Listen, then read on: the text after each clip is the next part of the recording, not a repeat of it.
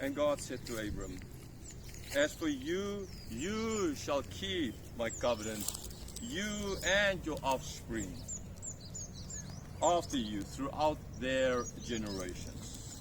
Okay, what God already told Abram way back in the beginning of the chapter, his responsibility. He needed to keep the covenant, he needed to walk before God.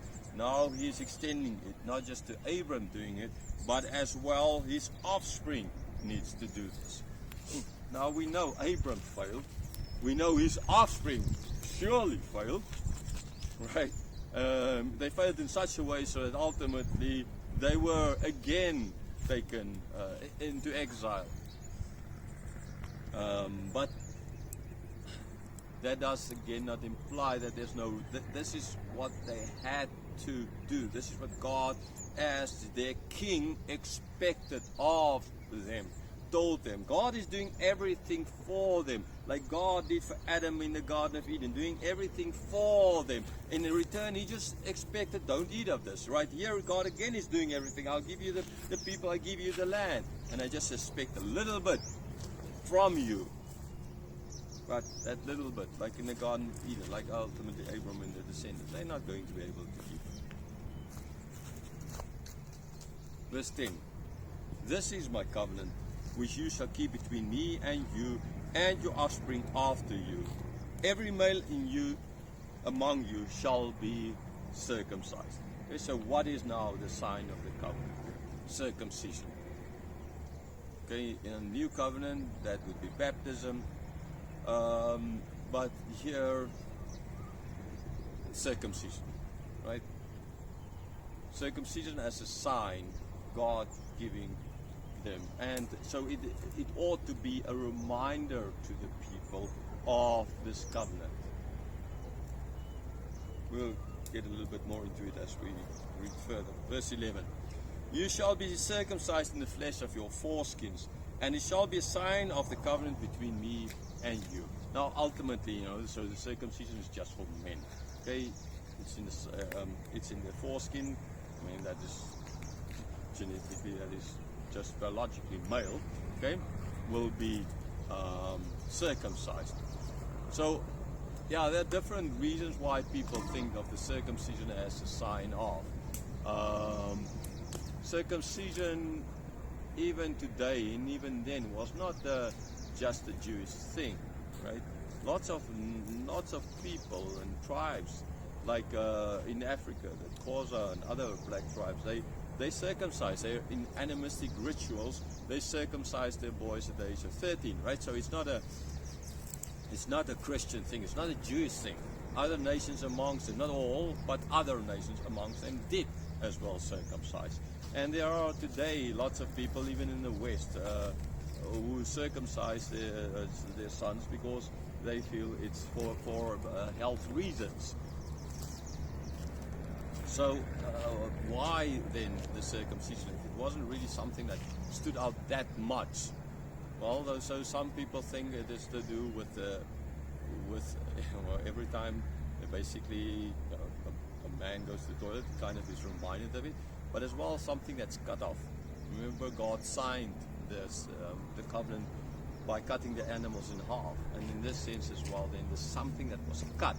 Okay? Like the animals cut there, now something very in the most intimate part of the male body is cut, and it always reminds them of. Right? And if they break the covenant, then they will be cut. They will be cut off. Verse 12. He who is 8 days old among you shall be circumcised, every male throughout your generations, whether born in your house or bought with your money from any foreigner who is not of your offspring. Both who is born in your house and he who is bought with your money shall surely be circumcised. So shall my covenant be in your flesh, an everlasting covenant. Okay, so who? Firstly, or not so much the who, the when. 8 days old, right? Not after attaining the year 13 years or the age where they can make their own decisions and they now decide to be part of this covenant or not part of this covenant, reject the covenant or not reject the covenant. No, they had no choice in this, right? 8 days old. No choice. They were not, I mean, sure, they could have cried most likely. I mean, they would have cried. Baby boys. But it was done to them against their will. And there was no going back on this. There was not, well, yeah, at least in that stage, a growing back of it kind of idea. It's gone, it's done. So, 8 days old. Shows they're part of the nation. They're part of this covenant. If they were not circumcised, they were not part of the covenant. They were outside the covenant. Yeah, I'm not going to start now a debate on baptism. That's in the New Testament. We will still get to that. Okay, but just here, right here, clearly, it's against the will of them because not that babies don't have wills. They sure have wills, right? But they were not making the decision. The parents were making. Actually, in a sense, it's not even the parents who were making this decision. God made this decision. God decided that this is how it is, and this is what you do. Okay, so God told the parents what they're supposed to do with it. So 8 days old. Not 8 years, 8 days old. And who is included in this? Just those born from believing Jewish families? Right? No. Those from all Jewish families, and even more, even if they're born in a house or bought with money, slaves, people they would buy, they were supposed to be circumcised. Again, those people had no choice in it. Now, if you go and buy someone who's older, yes, sure, he's not going to be circumcised at 8 years old, like 8 days old. Like Abram was circumcised at 99, right? It makes sense because this is now when God made the covenant with him. God made a covenant 99 years ago with his father, then he would have been circumcised at 8 days old. But God did not. So he is circumcised at the age of 99, as we see in this chapter. So if you buy a slave, you bring in a servant, lots of ways how they would do it, right? Then that person at that age need to be circumcised, right? So the offspring. So even if they're not part of their offspring, but they're bought, foreigners, they need to be circumcised. So those born in the house and those bought with money, all the men, the boys ultimately need to be circumcised. This is the sign. If you are then part of this nation, you are part of this covenant, this is the sign. If you are not circumcised, then you are not part of this covenant. You're outside the covenant. Verse 14, any uncircumcised male who is not circumcised in the flesh of the foreskin shall be cut off from his people. He has broken my covenant. Okay, so they basically had the choice. Either the parents cut off the foreskin and they're part of the covenant, or the parents did not cut off the foreskin, not circumcise their sons, and then they're not part of the covenant. Simple as that, right? Not complex. God is making clear the age, the who, okay, and the result if not. So you want to be part of this covenant, all included, 8 days you do it. If you don't do it, not cut off on the foreskin, you are cut off from the people. Very simple. Okay, that as well, this idea of cutting. So you either cut off this part of your foreskin or the male organ, or you're out of the people, you're out of the covenant. And seen as that person breaking the covenant. Verse 15. And God said to Abram, as for Sarah your wife, you shall not call her name Sarah, but Sarah. Sarah shall be her name. Right? Abram's name, Abram to Abraham, was changed in the beginning of this chapter. His essence who he is. Now Sarah's name is changed into Sarah as well, because she is now going to have a different essence, she's now going to have children. She will now become a mother of nations. Verse 16, I will bless her, and moreover I will give you a son by her. I will bless her, and she shall become nations. Kings of people shall come from her. So here, with changing her name, God is telling, but the son is not Ishmael, right? It's not Hagar's son. This is Sarah's son. And not Sarah anymore, but Sarah now. She will be changed. Who she is will be changed. I will do that. And from her will come the promised nations. From her as well be kings. From Hagar, yes, through Ishmael did come. But the one to take the blessing further, the one to take the promise, this covenant, that is going to be a son of Sarah now. Verse 17. Then Abram fell on his face and laughed and said to himself, shall a child be born to a man who is 100 years old? Shall Sarah who is 90 years old bear a child? No, I mean, I guess you can, you would most likely have done the same thing. I mean, just imagine a 99-year-old and his wife is 89 years old and he's like, oh, you know, you're going to have a child. What? A child? I mean, by now I ought to have great-grandchildren, if not great-great-grandchildren, right? Yeah, I mean, it sounds absurd. You can understand why Abram is laughing. Now, yes, sure, they're not stating here is Abram laughing because, wow, great, yeah, at last I'm going to have my own son through Sarah. Or this is out of disbelief. No, it can't be true. I would say it's because he couldn't believe it because this can't be true. A guy my age with it's not just possible. It's just not possible. And because he asked, shall a child be born to a man that's 100 years old? Now he wasn't yet 100, but by the time Isaac was born, he was 100, and 90 years old was Sarah was 90 years old when she gave birth. Right, so I mean, Abram knew it will take a while, it will take at least a year, well, at least 9 months for a baby to be born.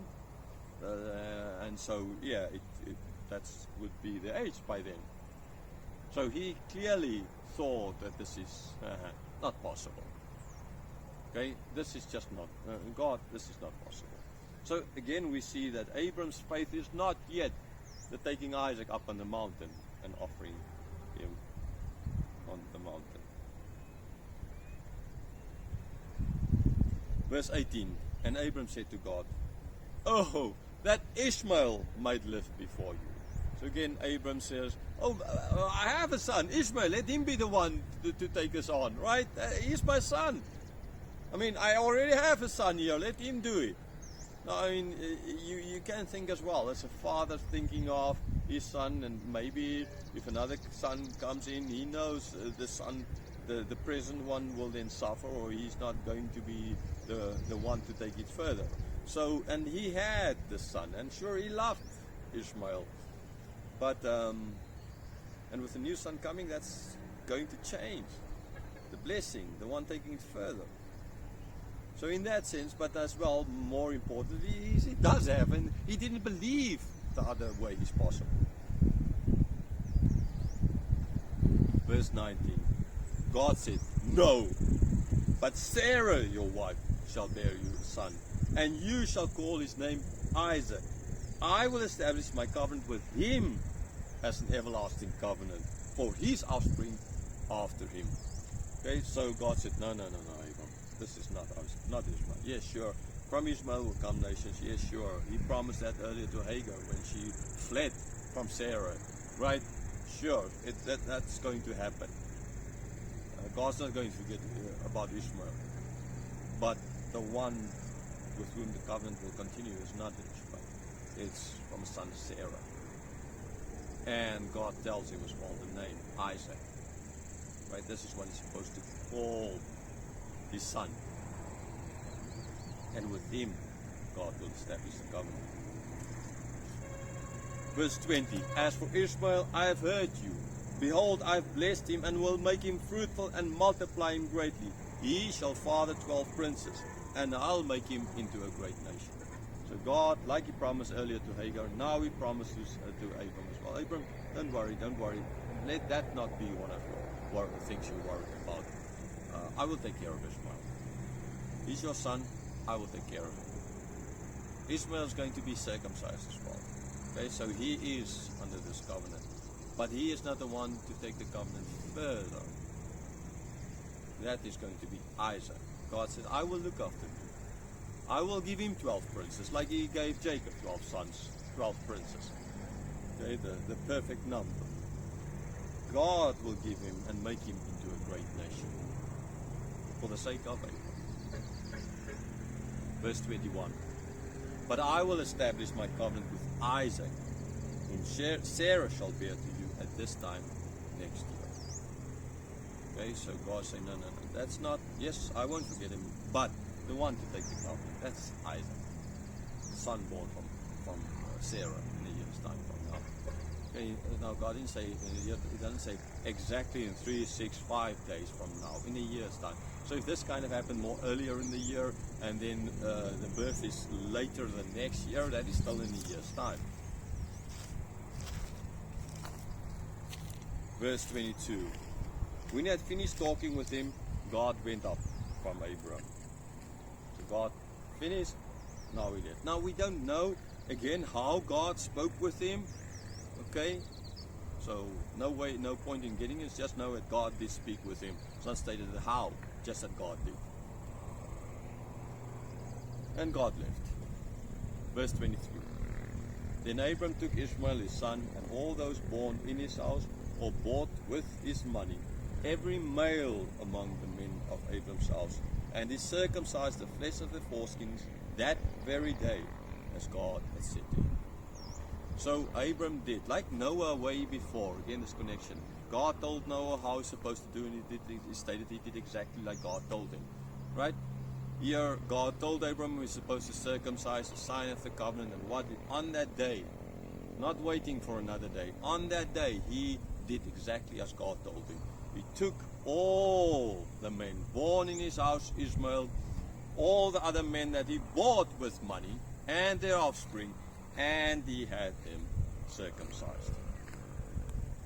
So at least he exactly did as God told him to. Verse 24. Abram was 99 years old when he was circumcised in the flesh of his foreskin. Right? Just again, clearly, very old. So when he was circumcised. After that, they will circumcise all the babies, understandably.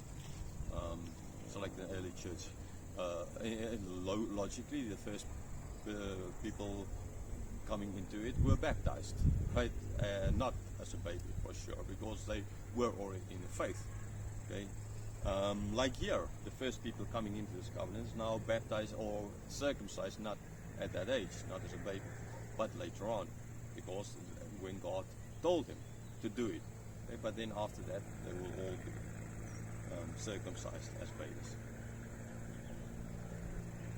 Verse 25. And Ishmael his son was 13 years old when he was circumcised in the flesh of his foreskin. Now lots of nations see 13 then as this stage when a boy kind of goes over from being a boy to a man. These days I think boys don't turn men at the age of 13, but maybe the age of 43. But anyhow, that's a total different question. We seemingly don't really grow up anymore.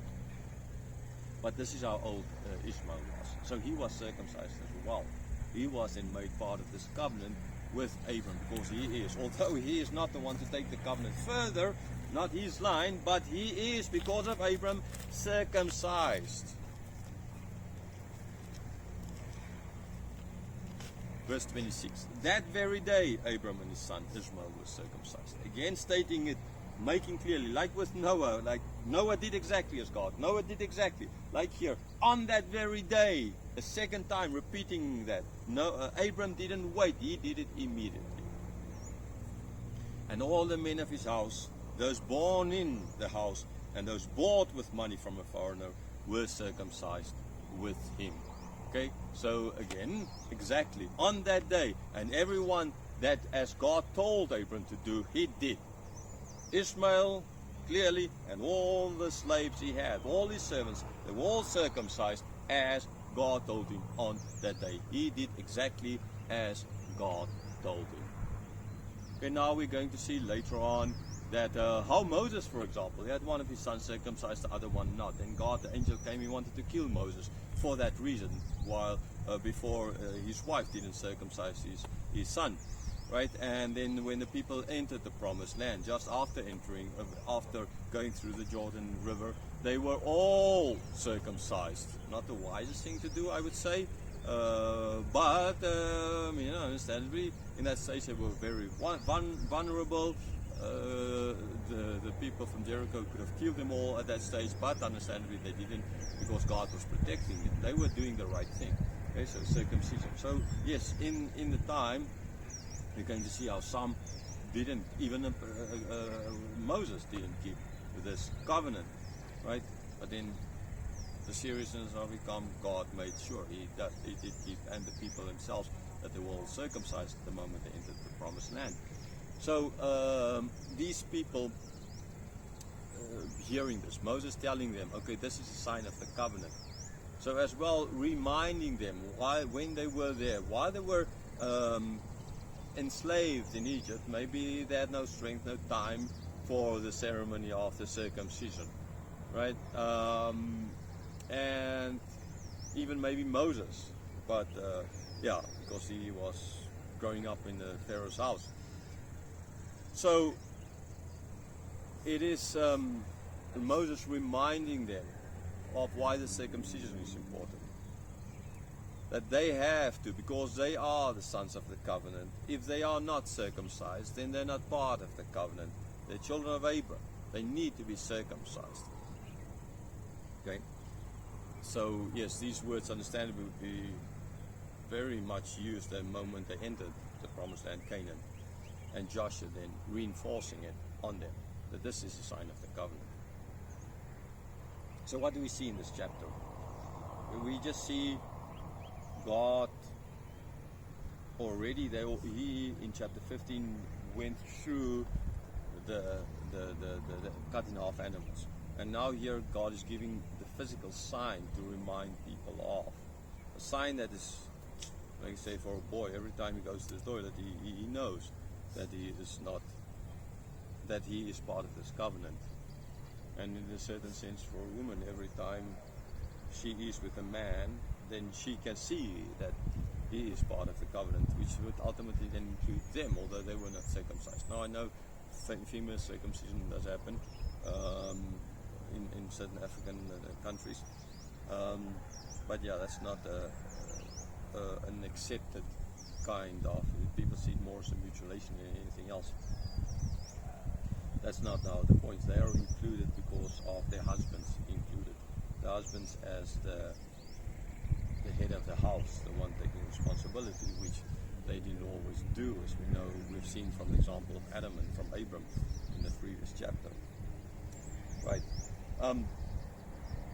So the sign, something that will remind them always that they need to keep the covenant.